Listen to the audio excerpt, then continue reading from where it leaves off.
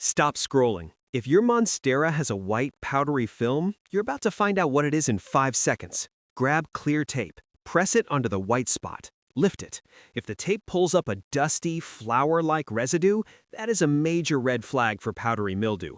And if you miss it, it can spread from one leaf to the next, quietly, until your whole plant corner is stressed. I'm the plant doctor. In the next 3 to 4 minutes, I'll show you exactly how to identify powdery mildew on a Monstera plant without guessing. And I'll expose the 2 lookalikes that trick most people. Stay with me because step 4 is where almost everyone gets it wrong. Here's why you should care right now. Powdery mildew is a fungus that sits on the surface of the leaf. It doesn't just look bad, it can weaken new growth, reduce vigor, and spread faster in humid, low airflow spaces. Today, we're turning confusion into certainty. Step 1. Check the pattern. Real powdery mildew looks like chalk or flour dusted across the leaf, usually patchy, uneven, like a soft cloud sitting on top. Microcheck. If it looks like powdered sugar, especially near the veins, your suspicion level goes up. Takeaway: soft, patchy, dusty equals mildew vibes. Step 2. Check where it's showing up. Powdery mildew loves still air, so look in low airflow zones, inner leaves, crowded clusters, shaded corners, and places your Monsteras pressed near a wall or other plants. Takeaway: if it's appearing where air doesn't move, it's not random. And now, we do the test that turns maybe into almost sure.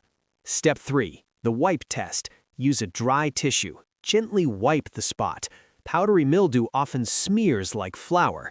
If the tissue picks up a dusty film and you see a faint, cloudy streak on the leaf, that's a strong clue it's living on the surface. Takeaway: smears like chalk equals this is active. Step 4. Rule out hard water mineral residue. Minerals usually show up as rings and speckles or droplet marks, like tiny dried circles from misting.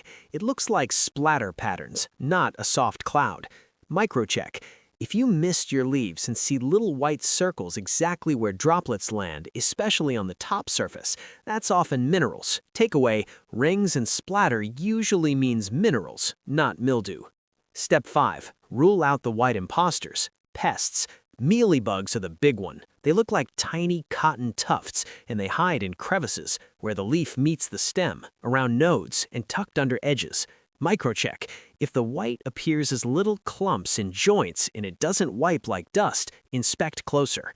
Takeaway: cottony clumps in crevices equals pests. Dust on the leaf surface equals mildew. Now, quick offer for serious Monstera parents. If you want a step-by-step guide that helps you instantly spot symptoms, choose the right cure, and protect your Monstera from pests, diseases, and root rots, my book is called The Monstera Survival Handbook. And right now, it's limited time and limited quantity. Use the code MONSTERAPRO for 50% off. When the discounted copies are gone, the deal ends. Mid-video check-in. What are you seeing on your Monstera? Dust, rings, or clumps? Comment one word. Dust, rings, clumps. That one word tells me exactly what direction to point you next. One common doubt is, it's just a little bit. Do I really need to care?